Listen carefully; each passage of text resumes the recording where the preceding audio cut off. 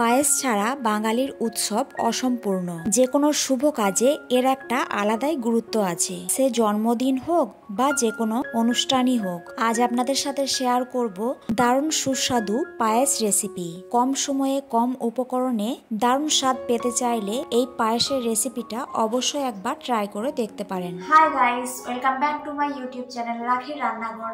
আমি রাখি তো আবার নিয়ে চলে এলাম আপনাদের জন্য নতুন একটা ভিডিও। নানা ধরনের রেসিপি দেখার জন্য চ্যানেলটা অবশ্যই সাবস্ক্রাইব করে নেবেন, আর ভিডিওটা ভালো লেগে থাকলে লাইক কমেন্ট শেয়ার করবেন। তাহলে আজকের রেসিপি শুরু করা যাক।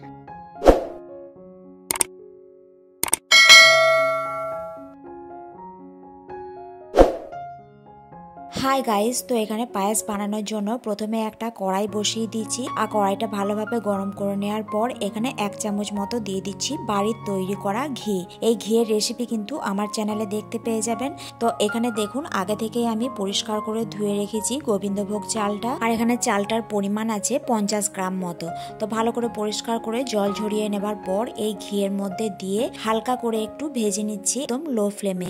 আপনারা চাইলে এর মধ্যে ভেজে নাও নিতে পারেন। সেক্ষেত্রে আপনারা গোবিন্দভোগ চালটা ভালো করে ধুয়ে নেবার পর ওর মধ্যে 1 চামচ মতো ঘি ভালো করে মিশিয়ে নেবেন। আমি জাস্ট একটু হালকা করে নাড়াচাড়া করে নিচ্ছি, তাহলে বেশ ভালো একটা সুগন্ধ পাওয়া যাবে। আর এখানে পায়েসটা বানানোর জন্য প্যাকেটে যে লিকুইড দুধগুলো হয় সেই দুধ আমি 1 লিটার মতো দিয়ে দিচ্ছি। আপনারা যে কোনো দুধ দিতে পারেন, গরুর দুধ দিতে পারেন। তো 1 লিটার দুধটা আমি আগে থেকেই কিন্তু ভালো করে ফুটিয়ে নিয়েছিলাম, তারপর এই চালের মধ্যে এখন দিচ্ছি।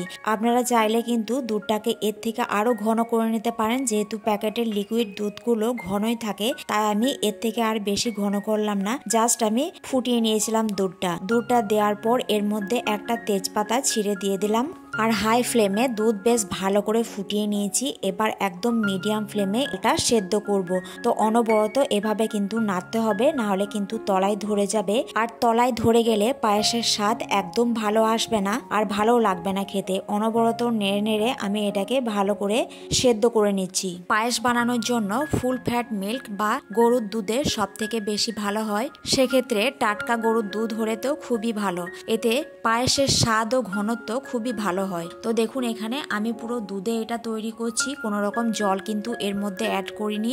1 লিটার দুধে 50 গ্রাম মতো গোবিন্দভোগ চাল দিয়ে ভালো করে ফুটিয়ে এটাকে সেদ্ধ করে নেবো। তো দেখুন এখনো কিন্তু সেদ্ধ হয়নি, প্রায় 5 থেকে 10 মিনিট ধরে এটা আমি মিডিয়াম ফ্লেমে অনবরত নেড়ে নেড়ে কিন্তু ভালো করে ফুটিয়ে নেবো, যতক্ষণ না চালটা ভালোভাবে সেদ্ধ হয়।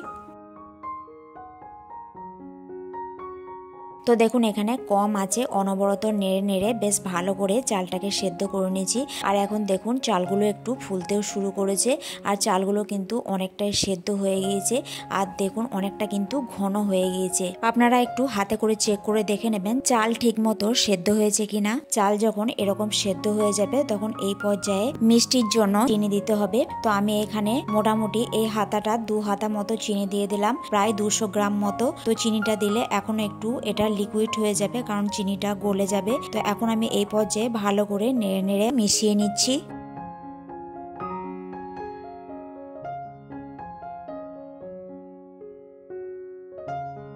তো চিনি দেওয়ার পর দেখুন দুধটা একটু পাতলা হয়ে গিয়েছে। তো এভাবে অনবরত নাড়তে হবে। আর এদিকে আমি নিয়ে নিয়েছি দেখুন গুঁড়ো দুধ 50 গ্রাম মতো। তো এটা আমি এর মধ্যে ডাইরেক্ট দিয়ে দিলাম, আপনারা দুধের মধ্যে গুলেও নিতে পারেন।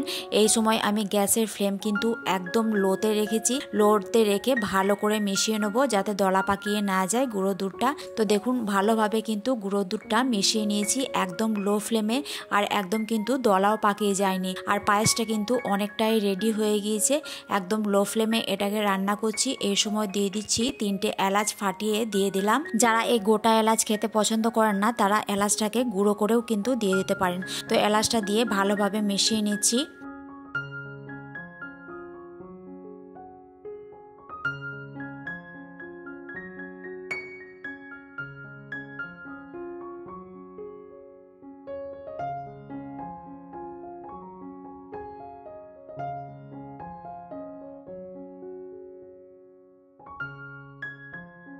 তো দেখুন পায়েস কিন্তু আমার একদম রেডি হয়ে গিয়েছে। পায়েসের ঘনত্বটা দেখুন, আর পায়েসের কালারও কিন্তু একদম ধপধপে সাদা।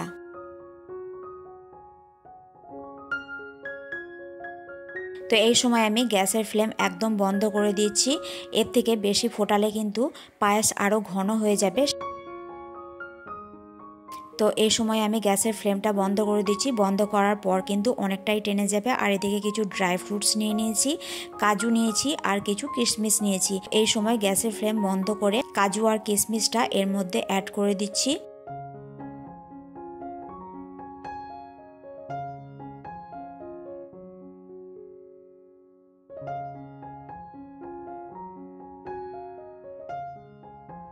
তো সমস্ত কিছু আমি ভালো করে আবারও আমি মিশিয়ে নিচ্ছি। তো এটা এখন পরিবেশনের জন্য একদম রেডি। এটা আপনারা ঠান্ডা গরম যে কোনোভাবে পরিবেশন করতে পারেন।